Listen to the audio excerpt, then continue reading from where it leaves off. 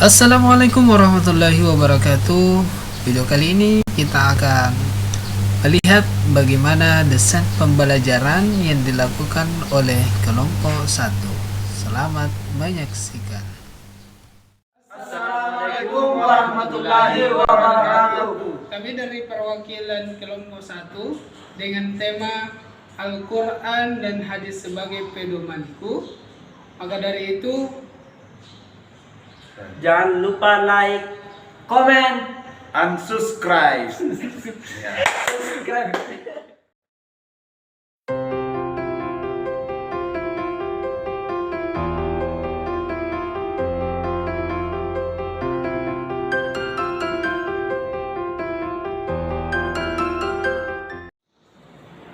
baik, perkenalkan, nama saya Hasanan. Di sini saya selaku guru. Saya akan memberikan edukasi bagi teman-teman sekalian. Terima kasih. Ya, jadi Oke, assalamualaikum warahmatullahi wabarakatuh. Perkenalkan, nama saya Tison. Sebagai Assalamualaikum warahmatullahi wabarakatuh. Perkenalkan nama saya Rizal sebagai editor. Halo, assalamualaikum warahmatullahi wabarakatuh. Nama saya Henry. Saya di sini sebagai siswa dalam mata pelajaran Al-Quran Hadis.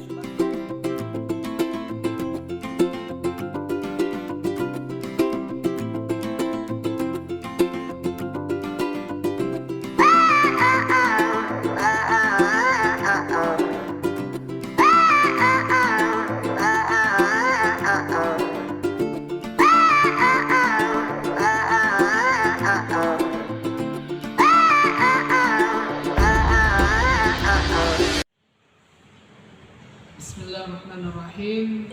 Assalamualaikum warahmatullahi wabarakatuh. Waalaikumsalam warahmatullahi wabarakatuh. Baik, pada pagi hari ini kembali kita dipertemukan oleh Allah Subhanahu wa taala untuk melanjutkan pembelajaran kita tentang Al-Quran dan Hadis sebagai pedoman hidupku. Nah, sebelum kita memulai, alangkah baiknya dalam memulai sesuatu itu harus dilakukan yang pertama kali adalah berdoa. Karena salah satu bentuk ikhtiar yang baik adalah berdoa. Karena itu pada kesempatan ini marilah kita menundukkan kepala kita sejenak untuk semoga pelajaran kita dapat kita terima dan diridhoi oleh Allah Subhanahu wa taala.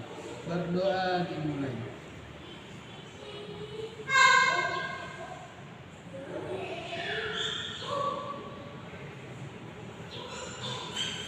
Doa selesai.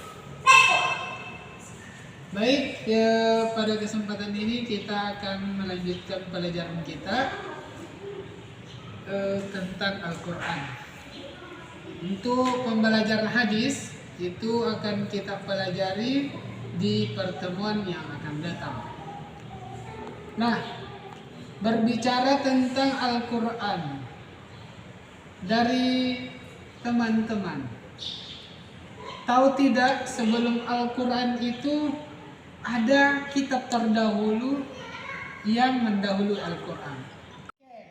Saya ulangi, sebelum Al-Quran ada kitab terdahulu yang Allah berikan kepada umat terdahulu. Nah, dari kalian kitab apa yang diturunkan itu? Coba saudara Heri. Sabur. Zabur. Ya, Zabur itu untuk diturunkan kepada Nabi Musa.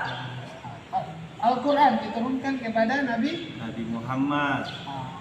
Isa menerima wahyu berupa Kitab Injil. Injil. Taurat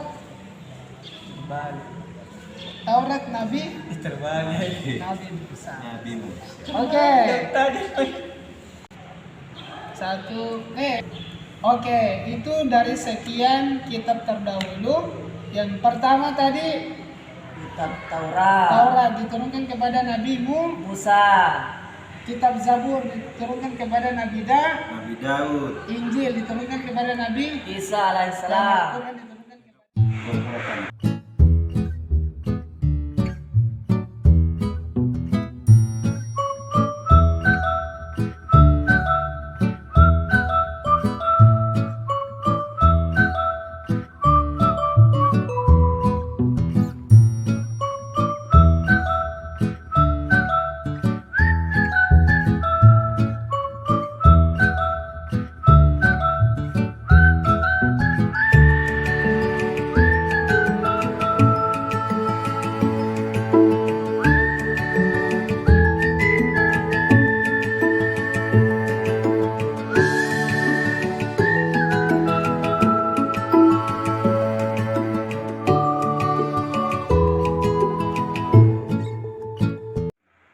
Oke.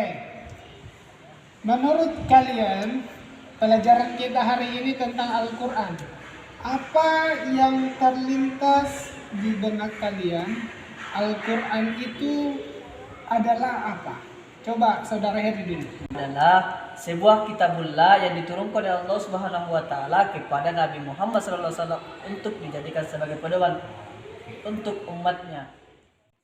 Jadi ternyata Al-Quran itu kalau diruntut mulai dari istilah bahasa bahwa Al-Quran itu adalah qara'a yaqra'u Quran, yaitu bacaan. Jadi Al-Quran itu bacaan. Kenapa disebut bacaan?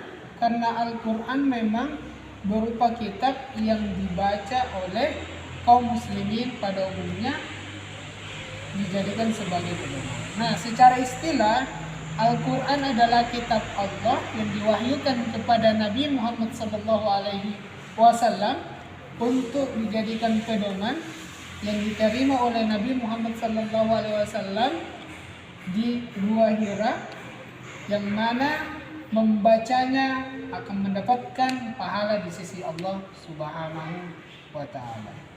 Jadi, sekarang kita masuk tentang nama lain daripada Al-Quran. Ternyata Al-Quran punya nama lain. Ya, tidak. Ada yang bisa memberikan nama lain daripada Al-Quran? 3.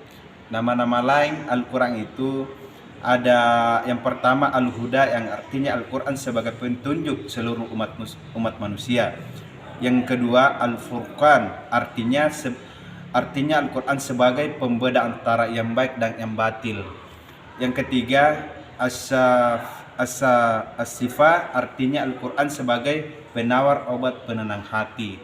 Yang keempat As-Sikir artinya Al-Quran sebagai peringatan adanya ancaman dan balasan. Yang kelima